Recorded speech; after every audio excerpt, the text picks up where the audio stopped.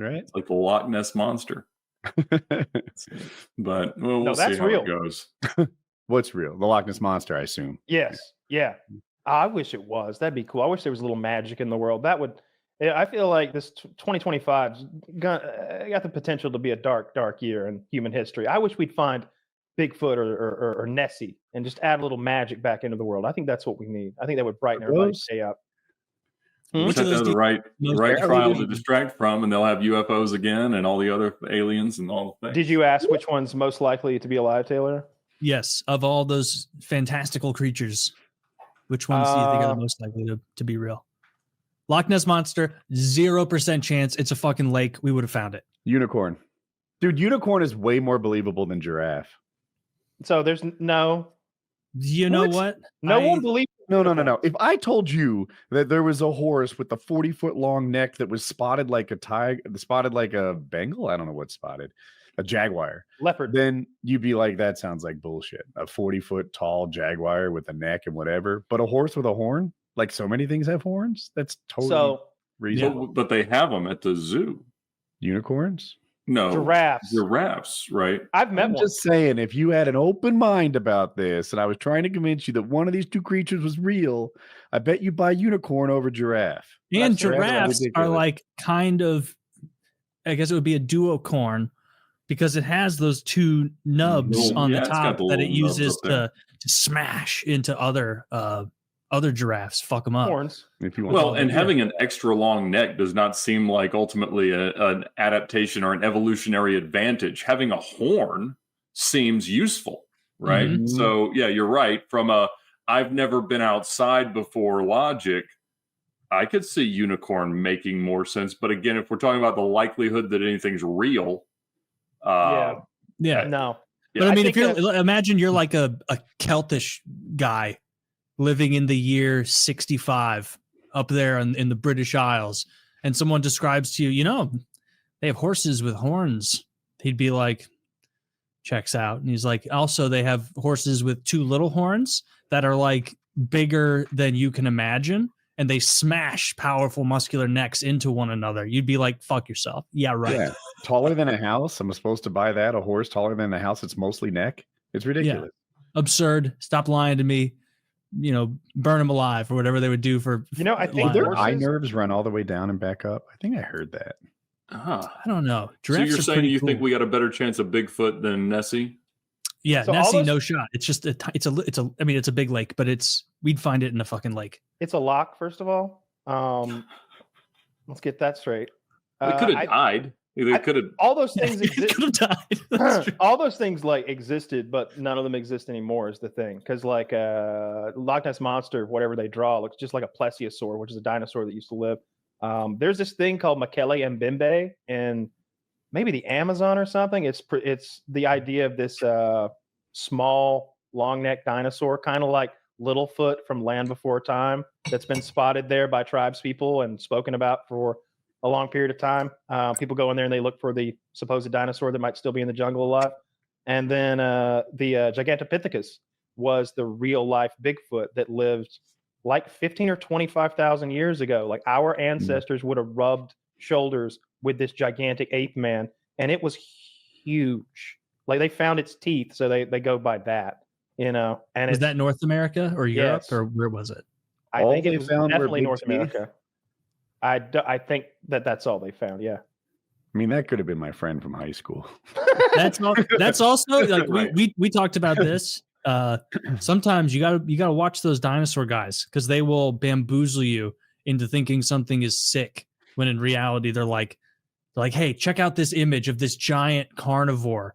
And that's like, wow, that's fucking awesome. 20 feet tall, giant tail, wrecking stuff, total dominator of the continent. And then they're like, we figured it out from half a molar and what we believe could be a femur. They've got full skeletons. And it's like, okay, well, skeleton. You better be fucking sure before you get our hopes up. And then you rug pull us with like the Velociraptor thing again. I'll never forgive them for that. So yeah, I think there's like a smear campaign going on for dinosaur coolness right now, where people are trying to say that they were fat and feathery, and they were. No, they fucking weren't. They were fat and feathery. dude, 10 years from now, they'll be back to being like, nope, we had it right. Jurassic Park was dead on. Yeah. Like, are you team Ed? It sounds like you're on the right side of history here. You're on team dinosaurs rock. They're reptiles. They're scaled. They're ferocious. They wreck shit. And Kyle is on this like weird revisionist arc where he thinks they were birds. I mean, some of them like I'm with they Kyle. still are They're birds. flightless birds. You ever see a chicken? Like, pay attention to that motherfucker. It's clearly like a little dinosaur never seen thing. A chicken. Like that's a chicken. We just stonewall him with lies. Over there with giraffes. Wow. Now you want me to believe in chickens? This guy. I grew up on a chicken farm. Aren't I worldly? Sorry, we don't all have that privilege. No, when you talk about dinosaurs as if they're at all adjacent to chickens, like they've got it's like a direct insult to my childhood. Bodies. They're like flightless birds. Yeah, they're dinosaurs rock, and I won't let teeth. you. Birds don't have giant teeth. You keep having this problem with the raptor. What he's talking about is how Jurassic Park was like, this is what a raptor looked like.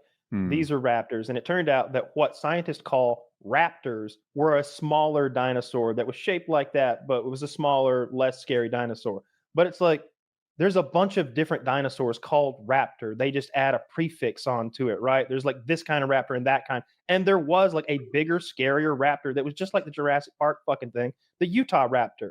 Like Google Utah raptor. I'm pretty sure that was a big boy. And then like the Allosaurus was always my favorite as a kid. The Allosaurus is like a smaller Tyrannosaurus Rex that I always thought of as like the more sporty version. Like I always thought of like the T-Rex as like lumbering. And like you could hide from it clearly in Jurassic Park. Like it won't see if you don't move. But I always thought of an Allosaurus as like halfway between a raptor and a T-Rex. There it is, Utah raptor. There you go. Can you imagine fucking with that bad boy? Look at his hands. Get rid of the feathers. He's gonna do a rain dance feathers, all over I'd be you. scared of it. With the feathers, I think I want one. Yeah. Can you imagine how hardcore you'd be with a headdress of those feathers and those claws on a necklace? Oh my gosh. Kyle, you believe so much in fantasy. There were no feathered, they were scaled and they were sick. Lizard beasts. Okay, whatever you want to like fantasy you want to live in, you know, but like I got a picture of them right here in color. I mean, that's this like is a toy, bro. I got a picture of him right here. Picture it. What are you talking about, man? This is Getty Images. I got a picture of the motherfucker. It's just strange that there's like nobody has like an incentive structure to make dinosaurs seem less awesome, but it's happening. Like we're emasculating the dinosaurs. It's a pushback because there's an incentive structure to make them awesome. If you find a bone in the ground, it is to your advantage to say, this is a never seen before dinosaur. This is the Carolina raptor. It's bigger and badder and cooler than all the other raptors. And that makes you famous and significant. That's why every time they dig up a half a molar, they invent this background story about how amazing it was. But the truth is, do we not believe it's just a flightless bird. Dude, my least favorite conspiracy we're theory allowed to deny here is climate science. All right. We can deny whatever we want. Science. And I deny feathers on dinosaurs. I don't accept it because I want them to be lizards. I want them to be cool. And giraffes are fake. You know the most offensive personally, the most offensive conspiracy theory to me personally are these fucking bastards out there who are like, did you know that like dinosaurs aren't even real? It's like, fuck you. Yes, they were. They were real. They were magnificent. They were giant lizards that roamed the planet. That's the right wingers, buddy. That's the young earthers that don't believe in the dinos. That or they believe that we lived alongside them. I don't like that one bit. And I'm sorry, I can get on board with a lot. But when we read the Bible, I just don't want to read it literally. If God says 7 days, I doubt he meant 7 24-hour days. If someone showed me definitive evidence that dinosaurs weren't real, I'd be actually upset. I'd be like, you fucking liar. Where'd you get them to sign off on this? If it was it turned out to be some Barnum and Bailey shit. Like they invented a whole science. They just fooled us. Steven Spielberg was in on it. Like it was a whole fucking wool over our. That would be hurtful if it turned out they weren't real. I would question. I was obsessed with dinosaurs as a kid. I would be devastated. Absolutely. The narwhal is the one that most people are surprised. I forgot you're a snake guy. So That's right. You put your money where your mouth is on the dinosaurs. That's exactly right. Also, I'm sure keep an alligator. The big snakes back then have feathers. Absolutely according to revisionists like Kyle. Yeah, that's right. Feathery snakes. Is a corn snake a good beginner snake? Are you as long as it doesn't get insanely huge, most snakes are perfectly fine. I have boa constrictor, which is perfect and friendly, and the kids were playing with it today. So a lot of people go to pet store and get a ball python, which are fine. They don't get huge, but they are not all that social. Not that any of them are dogs, but snakes can be a bit cat-like. That they'll tolerate you nicely. But a ball python's nocturnal and doesn't really care, and so I'm a big boa constrictor fan, and they do well, and they only get big enough that a single person can handle them. You start to get Burmese pythons, reticulated pythons, green anacondas, then you're going to have a team, and nobody has anybody got time for that. Are you thinking about getting a snake?